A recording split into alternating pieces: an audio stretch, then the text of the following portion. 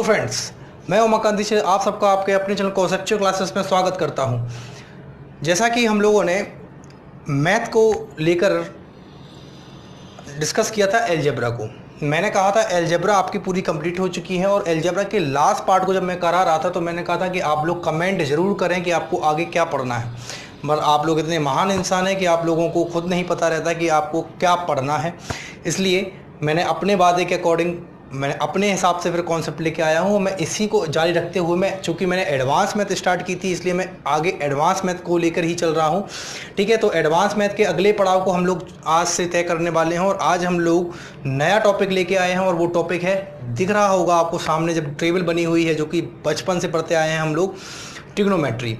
ठीक है, तो ट्रिग्नोमेट्री का आज हम लोग स्टार्ट करने वाले हैं। आज से ही हम लोग ट्रिग्नोमेट्री पढ़ेंगे और बिल्कुल बेसिक से पढ़ेंगे, तो आप बिल्कुल बेफिक्र रहें कि भाई अगर आपको ट्रिग्नोमेट्री बिल्कुल भी नहीं आती है, ट्रिग्नोमेट्री का टी भी नहीं अगर आपको पता है, तो भी आप बिल्कुल बेफिक्र रहें और पूरा भरोसा रखें। पूरा का पूरा कॉन्सेप्ट क्लियर कराया जाएगा और पूरा का पूरा सिलेबस आपका कंप्लीट होगा, बशर्ते आपको पढ़ने की चाह होनी चाहिए और पढ़ने की लगन होनी चाहिए। तो इसी लगन, इसी उत्साह, इसी उमंग के साथ हम लोग अपने पढ़ाई को आगे बढ़ाएंगे। ठीक है, और जो भी इस चैनल पर नया है वो उस चैनल को सब्सक्राइब करना ना भूले। चैनल सब्सक्राइब जरूर करें, शेयर करें, लाइक करें, कमेंट करें। आपका चैनल है, आप इसको जितना आगे बढ़ाएंगे उतना ही आपका प्यार हमारे तक पहुंचेगा। चलिए हम लोग आगे बढ़ते हैं, देखते हैं कि भाई ये टेबल लिखी हुई है, ये टेबल सभी लोग देखते हैं, सभी लोग पढ़ते आए हैं, सभी लोगों ने कहीं ना कभी इसको देखा और पढ़ा होगा। चलिए हम लोग देखते हैं कि क्या है। देखिए, साइन कॉस टेन की बात की जाए तो ये होते हैं ट्रिग्नोमेट्रिक रेशियो। इन्हें हम क्या बोलते हैं? ट्रिग्नोमेट्रिक रेशियो बोलते हैं। ठीक है, यानी कि त्रिकोणमिति ज्याय बोलते हैं। ठीक है, त्रिकोणमिति ज्या बोलते हैं।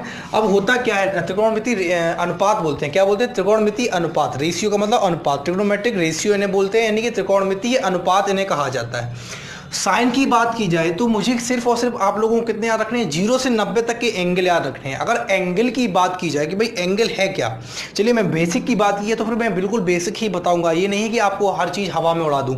एंगल की बात करने का मतलब है कि भाई एंगल तो पता होना चाहिए। एंगल की जब भी बात करोगे तो कभी भी एक रेखा से एंगल नहीं बनता है। अगर मैं सिर्फ ये इस रेखा की बात कहूँ कि भाई बताओ ये एंगल कितनी रेखा पर, ये एंगल कितना कोण बना रही है, कितना एंगल बना रही है, तो आप नहीं बता सकते हो जब तक किसी सापेक्ष, भाई एंगल जो देखा जाता है वो किसी के सापेक्ष देखा जाता है। तो जब तक इसकी सापेक्ष की कोई एक रेखा नहीं होगी तब तक हम नहीं बताएंगे कि भाई इसका एंगल क्या है, हम सक्षम नहीं है उसको बताने के लिए। अब अगर मैं अब पूछूं कि भाई इस रेखा का एंगल क्या है इस रेखा के सापेक्ष, तो आप कहोगे भाई ये एंगल हम निकाल लेंगे। क्लियर है बात? तो ये जो होता है ये कोण कहलाता है। इसे ही हम क्या कहते हैं? इसे ही हम एंगल कहते हैं कि भाई एक रेखा के सापेक्ष कोई दूसरी रेखा कितनी झुकी हुई है, उस झुके हुए उस झुकाव को ही हम क्या कहते हैं? कोण कहते हैं। एक रेखा के सापेक्ष दूसरी रेखा जितनी झुकी हुई होती है, जितना उसका झुकाव होता है, उस झुकाव को हम क्या कहते हैं? उस झुकाव को हम एंगल यानी कि कोण कहते हैं। क्लियर है इतनी बात? तो कोण की तो बात हमें समझ में आई। अब हम बात करते हैं कि एंगल जो होता है वो डिग्री में नापा जाता है। किस में नापा? डिग्री में नापा जाता है। एक होता है पाई में। पाई की भी डिस्कस करेंगे, पाई को भी हम पढ़ेंगे जब हमें पाई को पढ़ना होगा। अभी हम लोग डिग्री की बात कर रहे हैं तो डिग्री देख लेते हैं। देखिए 0 डिग्री, 30 डिग्री, 45 डिग्री, 60 डिग्री और 90 डिग्री, ये स्टैंडर्ड वैल्यू है। ये स्टैंडर्ड वैल्यू होती है, तो इनको तो आपको याद रख के ही चलना है। ये हमेशा ही आपको याद होनी चाहिए क्योंकि ये स्टैंडर्ड वैल्यू है। क्लियर है इतनी बात? चलिए हम लोग देखते हैं कि भाई साइन 0 की वैल्यू क्या होती है? 0 होती है। साइन 0 क्या होता है? 0 होता है। साइन 30 क्या होता है? 1/2। साइन 30 क्या होता है? 1/2। मैं याद कराने की कोशिश कर रहा हूं, आप लोग भी मेरे साथ बोलिए। भले ही मैं आपके सामने नहीं हूं, लेकिन आप ऐसे मान के चलिए, आपके ऐसे एज्यूम करके चलिए कि मैं आपके सामने हूं, आपकी क्लास में आपको पढ़ा रहा हूं। क्लियर है? क्लास जैसा माहौल बना के चलिए और बिल्कुल मैं यही मान के चल रहा हूं कि आप मेरे सामने बैठे हैं। मैं आपको देख नहीं पा रहा हूं लेकिन महसूस जरूर कर रहा हूं। ठीक है, तो चलते हैं इसी उत्साह उमंग के साथ कि भाई साइन 0 0, साइन 30 1/2, साइन 45 कितना होता है? 1/√2। साइन 45 कितना होता है? 1/√2। Sine 45 1/√2। Sine 30 1/2। Sine 60 √3/2। Sine 60 √3/2। Sine 90 1। Sine 90 1। तो साइन 90 कितना होता है? 1 होता है। ऐसी कॉस की बात करोगे तो कॉस 0 यानी कॉस 0 कितना होता है? 1 होता है। Cos 0 1। Cos 30 √3/2। Cos 30 √3/2। Cos 45 1/√2। Cos 45 1/√2। Cos 60 1/2। Cos 90 0। Clear है? tan की बात करोगे तो tan 0 0 होता है, tan 30 1/√3, tan 45 1, tan 60 √3, tan 90 infinity, tan 90 infinity, tan 45 1, sin 45 1/√2, cos 45 1/√2, sin 30 1/2, cos 30 √3/2, sin 60 √3/2, cos 60 1/2। Clear है इतनी बात? टेबल आपके सामने लिखी हुई है, इस टेबल को आपको 2 से 3 बार पढ़ना है, सच्चे मन से बिल्कुल कॉन्शियस होकर पढ़ना है, बिल्कुल लगन के साथ पढ़ना है, तो आपको ये टेबल जरूर याद हो जाएगी। क्लियर है इतनी बात? तो इसका स्क्रीनशॉट ले लीजिए आप लोग। चलिए फ्रेंड्स आगे बढ़ते हैं और देखिए अब मैं डिस्कस करने वाला हूँ राइट एंगल ट्राइंगल के बारे में। देखिए ट्राइंगल के बारे में कुछ भी अभी घबराना नहीं है कि भाई हम लोगों ने ट्राइंगल तो पढ़ा ही नहीं है, अभी तक ट्राइंगल के बारे में कुछ पता नहीं है, फिर एकदम से अचानक से ये राइट एंगल ट्राइंगल का डिस्कस कैसे हो रहा है। तो मैं बता दूं कि भाई राइट एंगल ट्राइंगल का डिस्कस क्यों हो रहा है कि ट्रिग्नोमेट्री जिस पर बनी है, जिस ट्राइंगल पर बेस्ड है, वो ट्राइंगल है राइट एंगल ट्राइंगल। बात समझ में आ रही है? ट्रिग्नोमेट्री जिस ट्राइंगल पर बनी है वो है राइट एंगल ट्राइंगल। तो इसलिए मैंने अभी राइट एंगल ट्राइंगल के बारे में चर्चा करनी है, तो सिर्फ और सिर्फ राइट एंगल ट्राइंगल के बारे में समझिए। बाकी जब हम लोग ज्योमेट्री स्टार्ट करेंगे तो सभी ट्राइंगल के बारे में डिस्कस करेंगे। ट्राइंगल क्या है, कैसे बना, क्या प्रॉपर्टीज़ होती हैं, ठीक है, कैसे क्या उनका एरिया निकलता है, कैसा पैरामीटर होता है, वो सब डिस्कस करना है। उसके लिए आप बेफिक्र रहें, वो सब टेंशन मेरी है, वो सब मेरी टेंशन है कि आपका सिलेबस कैसे कंप्लीट कराना है, कब और जल्दी से जल्दी कंप्लीट कराऊंगा, तो उसके लिए आप बेफिक्र रहें। एग्जाम से पहले मैं आपका सारे के सारे कॉन्सेप्ट क्लियर कर दूंगा। बस आपका साथ मुझे मिलता रहे, इतना ही मेरी आशा है, इतना ही मेरी ख्वाहिश है। चलिए देखिए राइट एंगल ट्राइंगल की अगर हम बात करते हैं तो एक ऐसा ट्राइंगल, मैं बता रहा हूं क्या होता है कि एक ऐसा ट्राइंगल या एक ऐसा त्रिभुज, त्रिभुज की बात कर लेते हैं पहले। त्रिभुज होता है 3 भुजाओं से घिरा हुआ, यानी 3 भुजाओं की आकृति त्रिभुज कहलाती है, ठीक है। 3 भुजाओं की आकृति क्या कहलाती है? त्रिभुज कहलाती है। अब राइट एंगल ट्राइंगल की अगर बात करोगे तो एक ऐसा ट्राइंगल या एक ऐसा त्रिभुज जिसकी कोई एक भुजा 90 डिग्री हो, जिसकी एक भुजा 90 डिग्री हो, एक ऐसा त्रिभुज जिसकी एक भुजा 90 डिग्री हो, उसे हम राइट एंगल ट्राइंगल कहते हैं।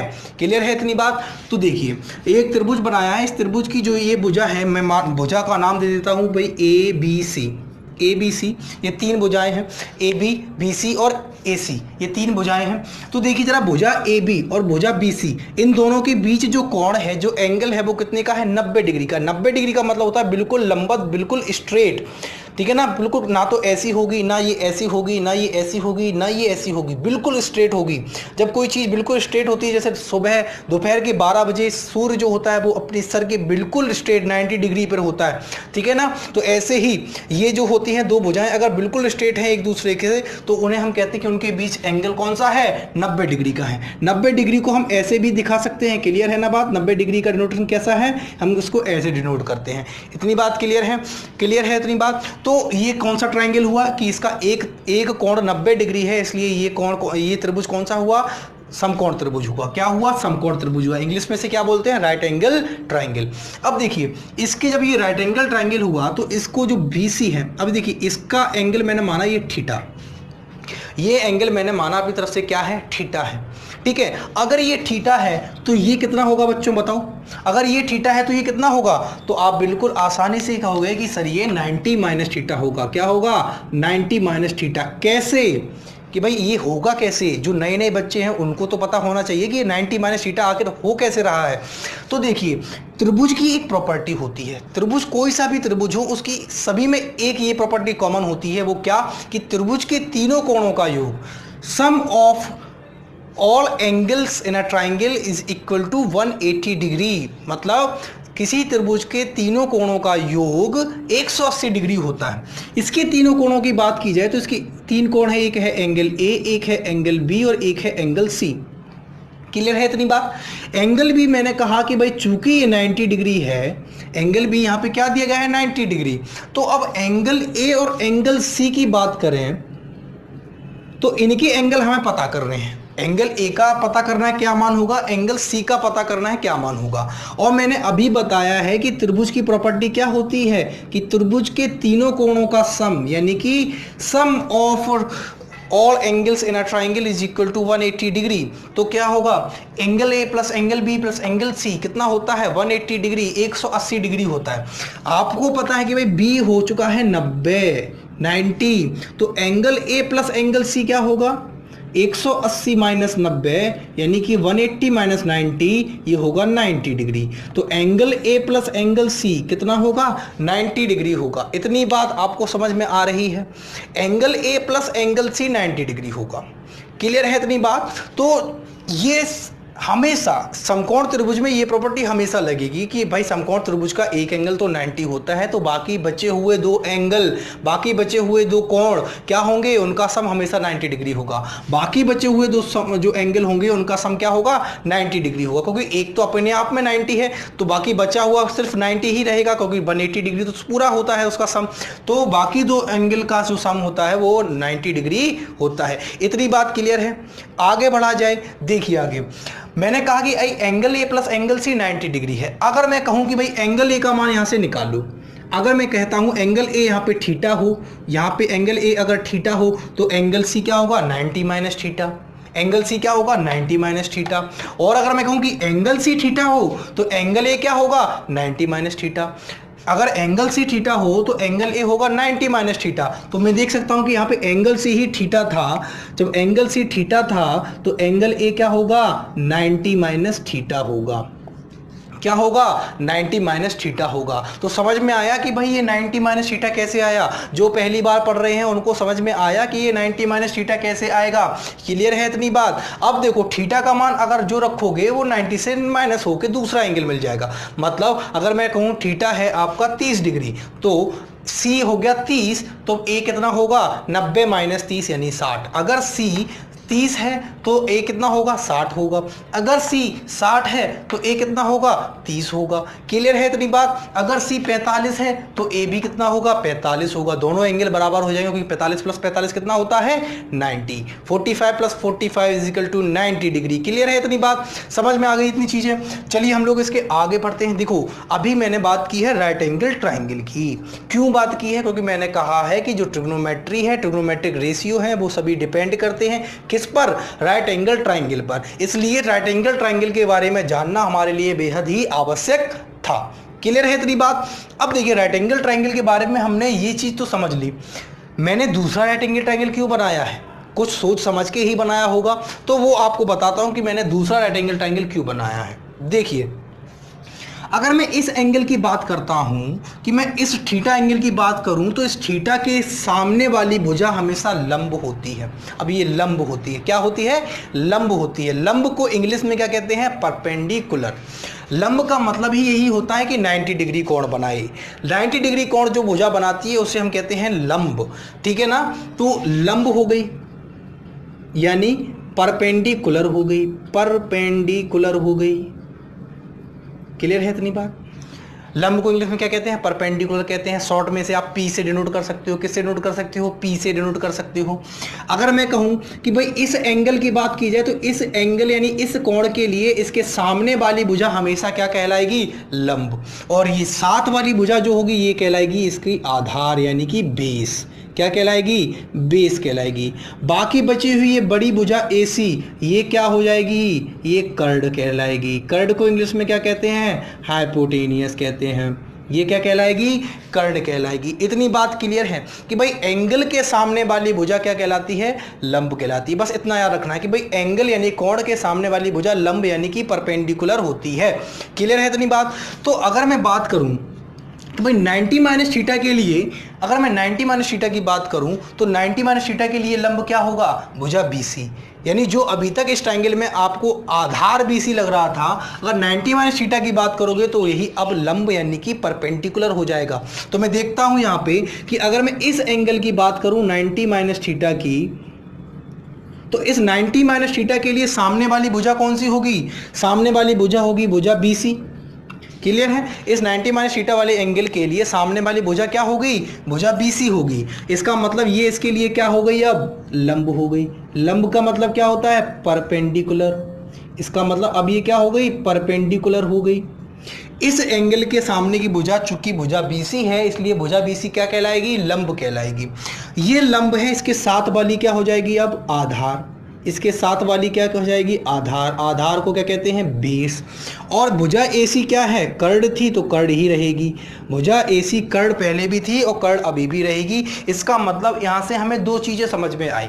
पहली चीज़ ये कि भाई कोण के सामने की भुजा, एंगल के सामने की भुजा क्या होती है, लंब होती है, यानी कि परपेंडिकुलर होती है। पहली इंपॉर्टेंट बात तो ये रही। दूसरी इंपॉर्टेंट बात क्या है, दूसरी इंपॉर्टेंट बात ये है कि भाई कर्ण का स्थान चेंज नहीं होता है, यानी कि जो हाइपोटेनियस जो ट्राइंगल में पहले थी वही हाइपोटेनियस रहती है। कंडीशन कुछ भी बनी रहे, चाहे आप इस एंगल की बात कर रहे हो चाहे आप इस एंगल की बात कर रहे हो, हाइपोटेनियस नहीं बदलती है, हाइपोटेनियस नहीं बदलती है। क्लियर है इतनी बात, क्लियर है इतनी बात। चलिए अब इसमें छोटी सी और एक बात रह गई है, वो बात रह गई है पाइथागोरस प्रमेय की। सभी ने सुना होगा भाई पाइथागोरस थ्योरम, पढ़ भी रखी होगी सभी ने, क्योंकि बहुत ही छोटे से हमें ये पढ़ाई जाती है, लेकिन इसका इंपॉर्टेंट, इसका यूज हमेशा ही ट्रिग्नोमेट्री में रहा है, रहा था और हमेशा रहेगा। क्लियर है इतनी बात। तो हम लोग बात कर लेते हैं अब सिर्फ पाइथागोरस थ्योरम की, पाइथागोरस प्रमेय की, कि वो क्या है। तो मैंने बताया आपको कि भाई ट्राइंगल की जो डिस्कस कर रहे हैं, चूंकि हम लोग पढ़ रहे हैं क्या, ट्रिग्नोमेट्री, और ट्रिग्नोमेट्री में सिर्फ एक ही ट्राइंगल का डिस्कशन करना है। वो ट्राइंगल क्या है, राइट एंगल ट्राइंगल। क्यों डिस्कस करना है, क्योंकि सारे ट्रिग्नोमेट्रिक रेशियो किस पर बेस्ड हैं, राइट एंगल ट्राइंगल पर। क्लियर है इतनी बात। राइट एंगल ट्राइंगल के बारे में डिस्कशन की बात हमने कही थी, तो हमने कहा था कि वो ट्राइंगल जिसकी एक भुजा 90 डिग्री हो वो राइट एंगल ट्राइंगल होता है। क्लियर थी इतनी बात। फिर मैंने कहा था कि भाई अगर एंगल थीटा है, थीटा के सामने वाली भुजा हमेशा उसकी क्या कहलाएगी, परपेंडिकुलर, यानी कि लंब कहलाएगी। ये भी क्लियर था। अब मैंने कहा कि भाई आपको आधार पता है क्या है, लंब पता है, कर्ण पता है क्या होता है। तो जो पाइथागोरस प्रमेय यानी कि जो पाइथागोरस थ्योरम होती है वो क्या होती है, वो आप देख लीजिए कि भाई पाइथागोरस थ्योरम जो होती है वो होती है, हिंदी वालों ने पढ़ा होगा कि कर्ण का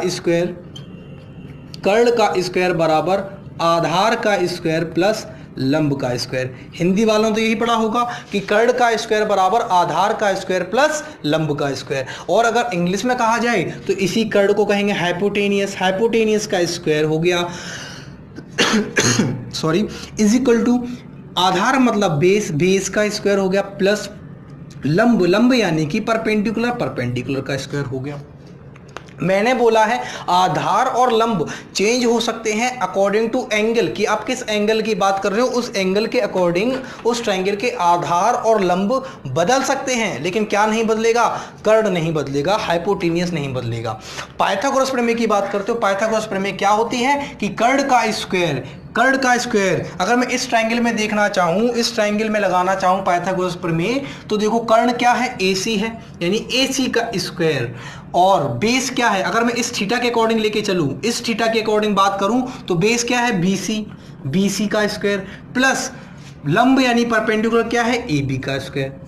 क्लियर है इतनी बात। और अगर मैं यही पाइथागोरस प्रमेय इस एंगल के अकॉर्डिंग लगाऊं तो क्या होगा कि भाई AC का स्क्वायर, यहाँ पे बेस क्या हो जाएगा, बेस हो जाएगा AB का स्क्वायर प्लस और लंब क्या हो जाएगा, BC का स्क्वायर। तो पाइथागोरस प्रमेय में तो कोई असर नहीं पड़ता है, क्योंकि माइनस नहीं है, प्लस है।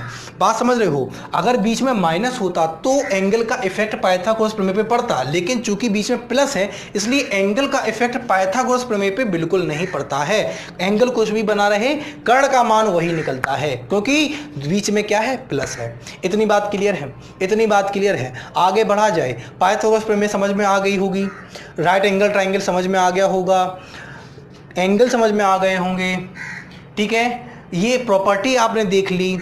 इन दो एंगल के सम के बारे में पूछा जाए तो आपको पता है, 90 माइनस थीटा कैसे आया है तो आपको पता है। तो हम लोगों ने इन सब के बारे में डिस्कस कर लिया है। अब इसी पाइथागोरस प्रमेय पे एक छोटी सी बात रह गई है, वो रह गई है ट्रिपलेट।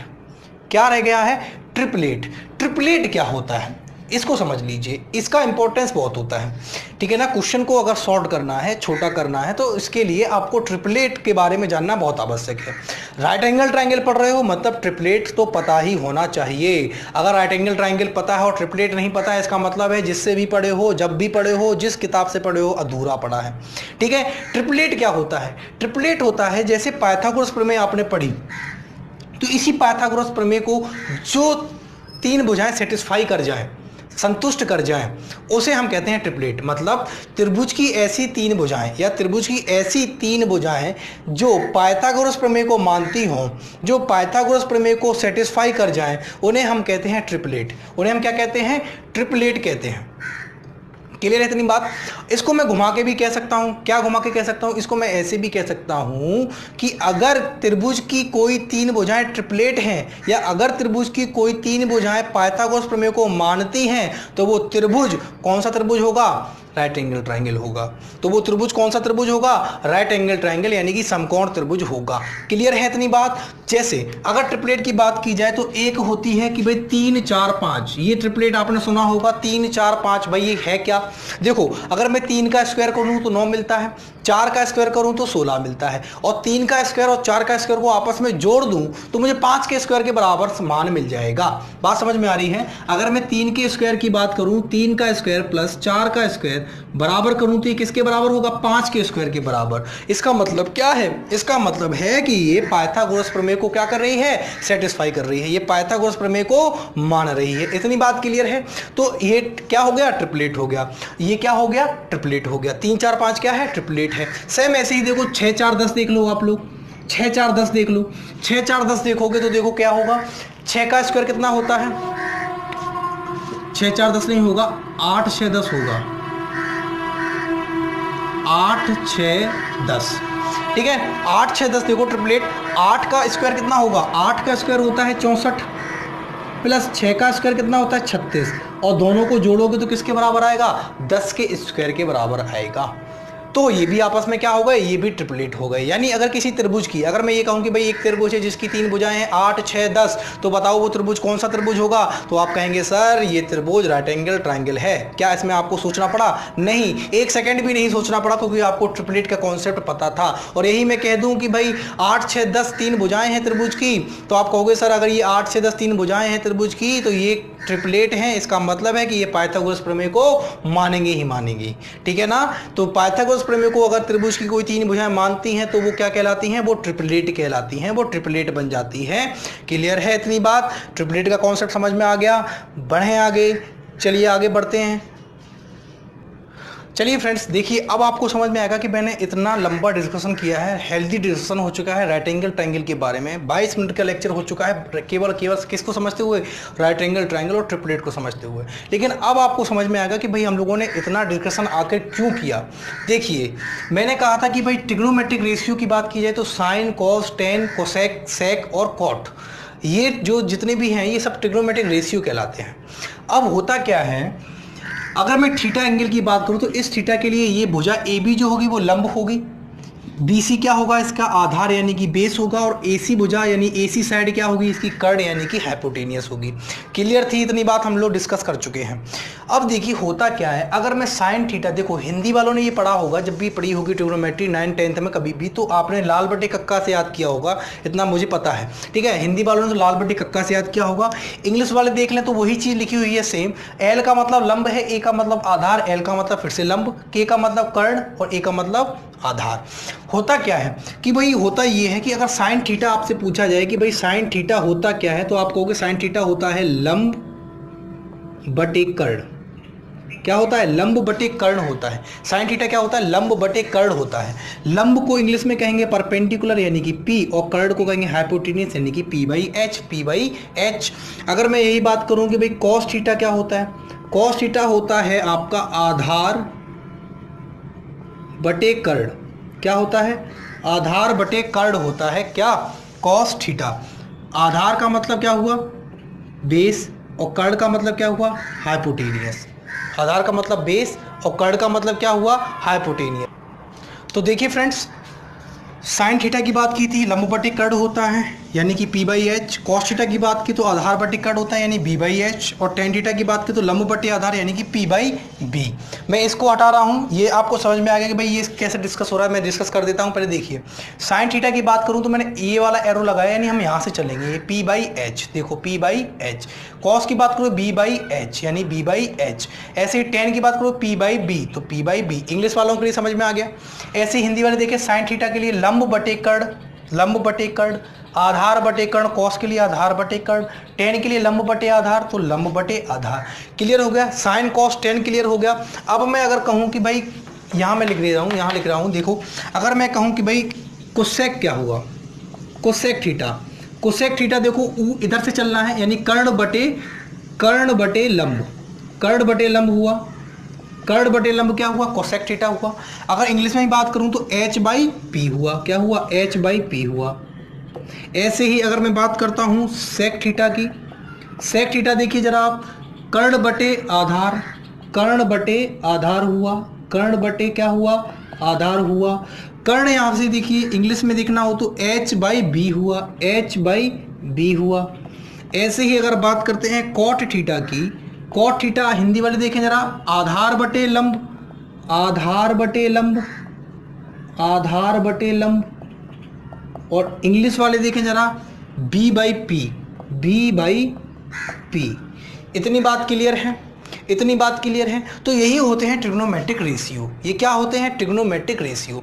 अब देखिए अगर आपको ट्राइंगल के बारे में नॉलेज है, लंब कर्ण आधार के बारे में पता है, और अगर आपने ये चीज़ देख रखी है तो देखो इसको याद करने में कोई दिक्कत नहीं है। लाल बटे कक्का से आपको याद हो जाएगी, लाल बटे कक्का से याद हो जाएगी। और इंग्लिश वाले देख लें PBP और HHB, तो कुछ भी कर सकते हैं, PB कुछ नाम रख सकते हैं P और B का, उस अकॉर्डिंग याद कर लो, कोई लिंक बना के याद कर लो। याद करना आपका काम है, कैसे याद करना है। देखो सफलता आपको पानी है, कैसे पाई ये कोई नहीं महत्व रखती है, लेकिन सफल होना महत्व रखता है। चलिए देखिए यहाँ पे हम लोग बात करते हैं कि भाई साइन कॉस टेन की बात हो गई, कोसेक सेक कॉट की बात हो गई। अगर मैं इसी ट्राइंगल के अकॉर्डिंग बताऊं, किसके अकॉर्डिंग बताऊं, इस ट्राइंगल के अकॉर्डिंग, कि भाई इस ट्राइंगल में देख के बताओ थीटा एंगल ये है तो साइन थीटा का मान क्या होगा, साइन थीटा का मान क्या होगा। तो आप कहेंगे साइन थीटा होता है लंब बटे कर्ण, इंग्लिश वाले कहेंगे P बाई H होता है। P क्या है, AB है, P क्या है, AB है, P है AB, और H क्या है, H है AC।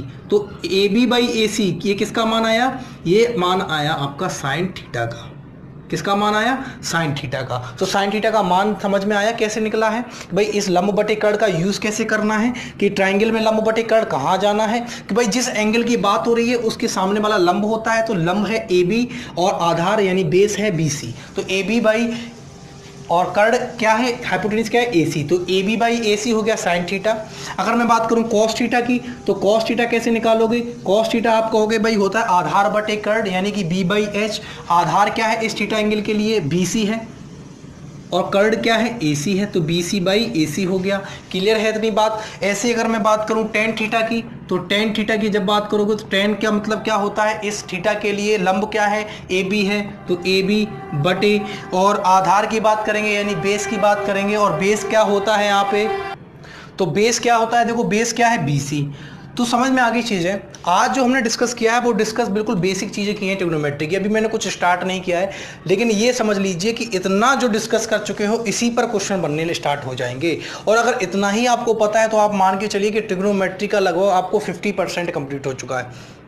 क्योंकि जो क्वेश्चन बनेंगे अधिकतर बनते हैं वो बनते ऐसे ही हैं कि भाई कुछ मान दे देगा, उसके आप अकॉर्डिंग ट्राइंगल से भी निकाल सकते हो। अगर आप कोई भी प्रीवियस ईयर पेपर उठाएंगे तो आप देख सकते हैं कि कई सारे क्वेश्चन तो हम ऐसे ही सॉल्व कर सकते हैं मान रख के यहाँ पे ट्राइंगल की अकॉर्डिंग, ट्राइंगल को देखकर। तो आज जो मैंने सीखा है वो सिर्फ और सिर्फ बेसिक सीखा है कि भाई ट्रिग्नोमेट्रिक रेशियो क्या है, कैसे निकले हैं, राइट एंगल ट्राइंगल क्या होता है, ट्रिपलेट क्या होती हैं, पाइथागोरस प्रमेय क्या है, पाइथागोरस प्रमेय को सेटिस्फाई कैसे करना है, लंब बटे कर्ण कहाँ होता है, आधार बटे कर्ण कहाँ होता है, क्या कैसे है, ये चीज़ आपने आज डिस्कस कर ली। आज के लिए हम लोग इतना ही रखते हैं, ठीक है। आगे मिलेंगे फिर हम लोग इसके नेक्स्ट पार्ट के अकॉर्डिंग, इसके नेक्स्ट पार्ट को यहीं से स्टार्ट करेंगे, यहीं से क्वेश्चन लगाना स्टार्ट करेंगे कि भाई इसी पर क्वेश्चन बनने स्टार्ट हो गए हैं, इस पर बहुत से क्वेश्चन बने हैं, तो कुछ क्वेश्चन मैं लेके आऊँगा, उनको डिस्कस करूँगा, फिर उसके आगे हम नया कॉन्सेप्ट इसी में सीखेंगे। इतनी बात क्लियर है, मज़ा आ रहा है, मज़ा आ रहा होगा, आई होप सो, ठीक है। मैं उम्मीद रखता हूं कि आप लोगों को ये क्लास अच्छी लग रही होंगी और आप कॉन्फिडेंस में आ रहे होंगे। आज के लिए हम लोग इतना ही रखते हैं, मिलते हैं कल। जय हिंद दोस्तों, नमस्कार, बाय बाय।